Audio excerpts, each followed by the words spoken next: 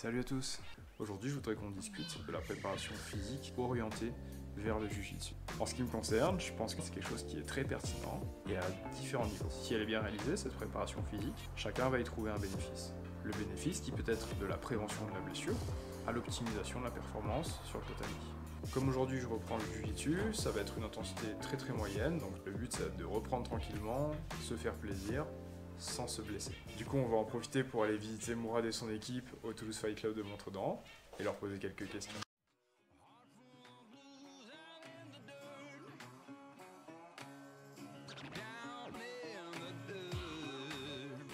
Pas de voiture, on n'est pas à La Réunion, c'est tout vélo ou tout transport en commun. Bah, du coup, c'est tout vélo.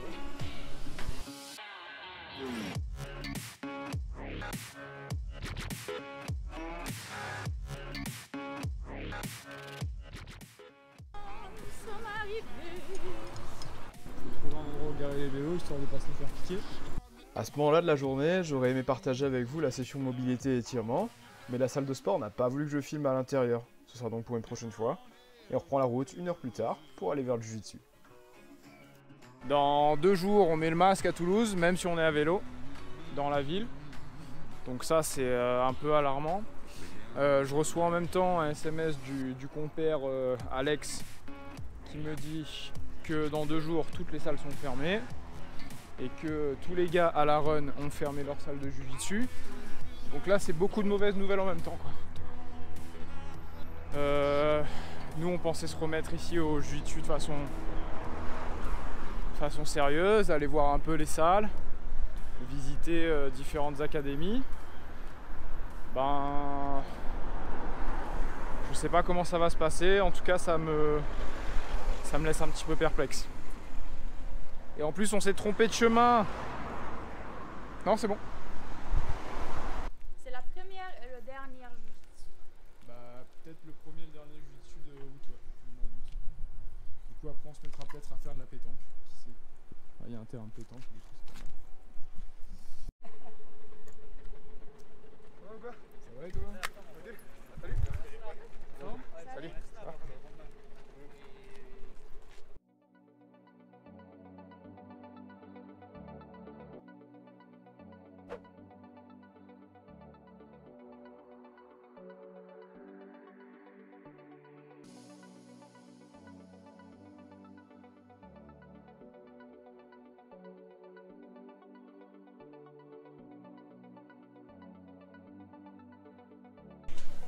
Ah, c'est génial, toi, ça. C'est cool. Tu veux voir en bas, t'allais voir?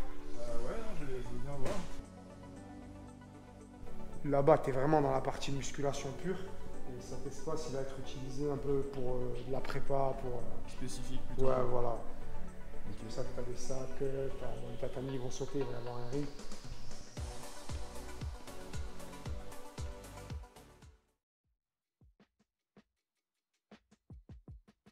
Donc c'est parti, contrôle sur le col et sur la jambe, sur ma jambe droite de Jabray.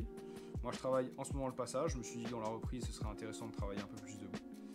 Donc là, je vais essayer de rentrer dans ma tête en e-slide, mais il tourne ses hanches vers la gauche, donc du coup ça va être plutôt un leg whiff qu'il faudrait tenter, ce que je veux faire, mais il l'a anticipé.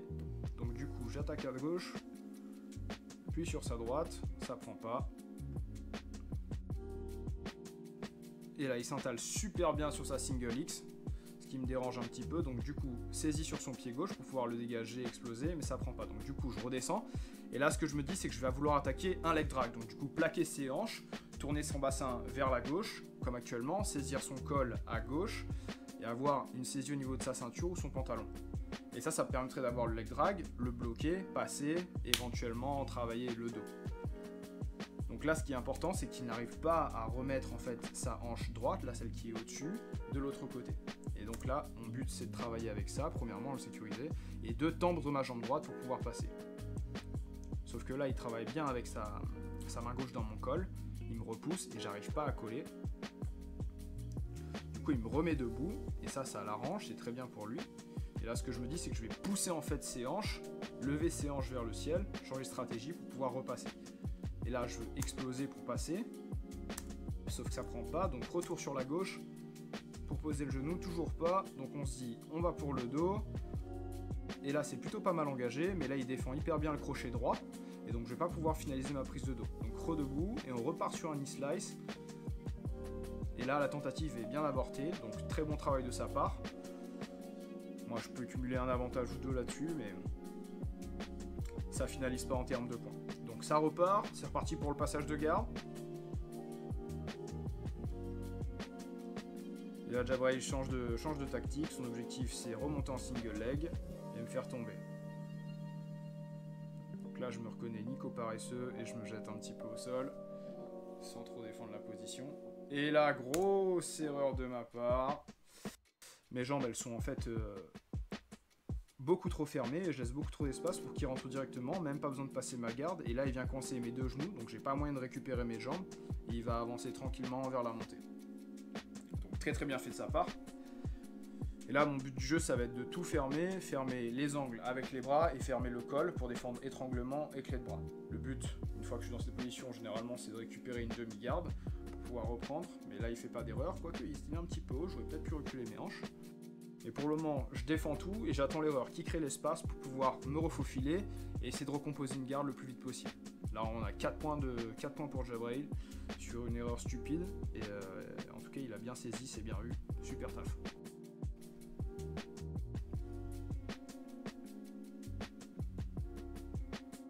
L'espace est créé, j'arrive à remettre ici un de son genou entre mes jambes, donc là je reprends. Ici il essaye de coller en bloquant mon tibia gauche, donc j'ai plus d'extension de jambe. Il va vouloir passer sur mon côté droit. Et ça c'est quelque chose que j'anticipe plutôt bien. Et ici le frame. Et là je crois que c'est qu'ici il va me jeter. Boum.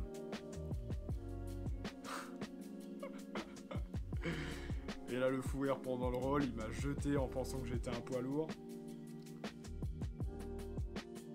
Ce qu'il faut repérer ici, c'est que lorsqu'il a fait cette action de vouloir me jeter mes jambes, en fait là je suis en erreur complète parce que ici, sur ce plan, on voit que j'ai les deux pieds dans une spider, donc j'ai spider et spider avec les deux genoux pliés.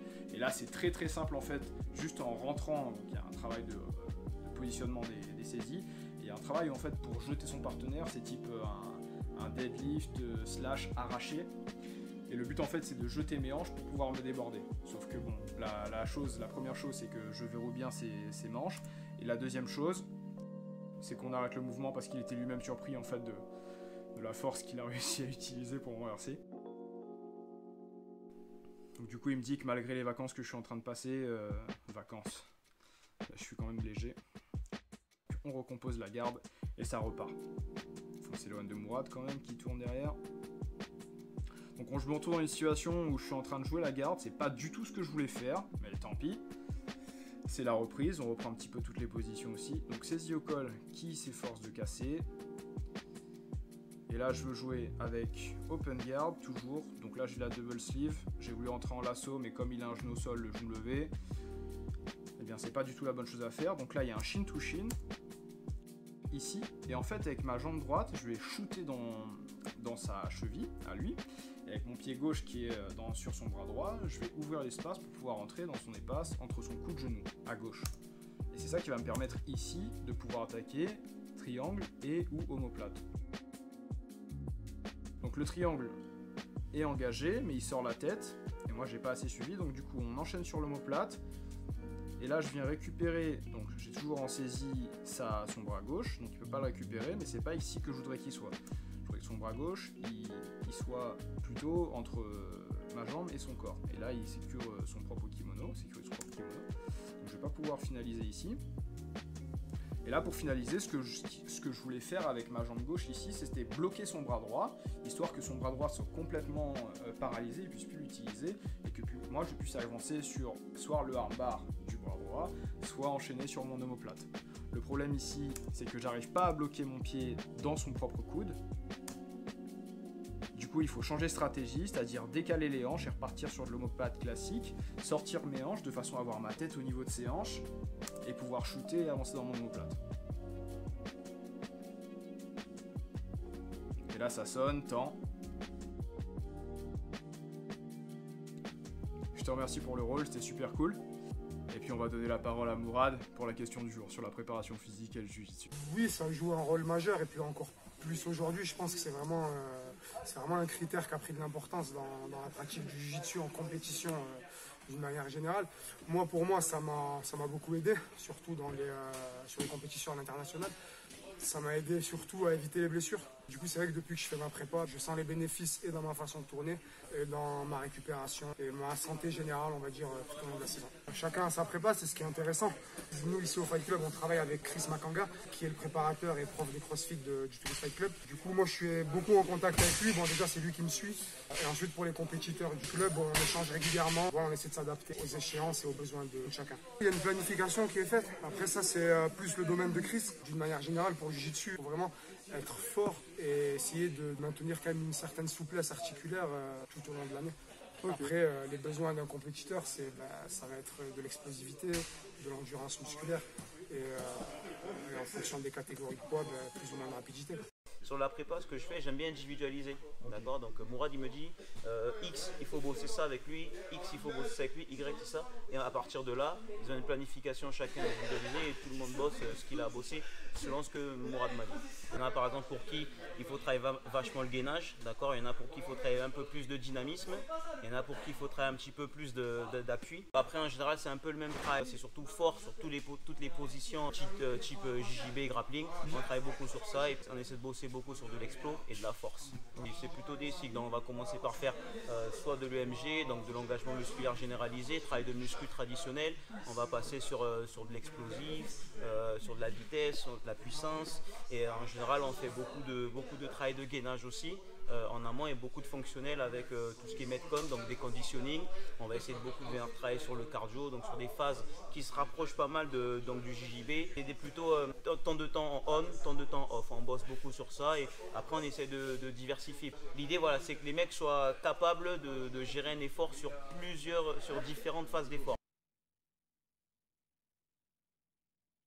Trop bien, belle sensation, c'était la reprise, mais c'était hyper agréable. Donc ça fait vraiment du bien de voir d'autres académies. Un peu sceptique sur la suite. En tout cas, j'espère que ça va continuer. Merci de nous avoir suivis les gars. A bientôt. N'oubliez pas de fingerlock le pouce bleu. Et on se retrouve bientôt pour le prochain vlog.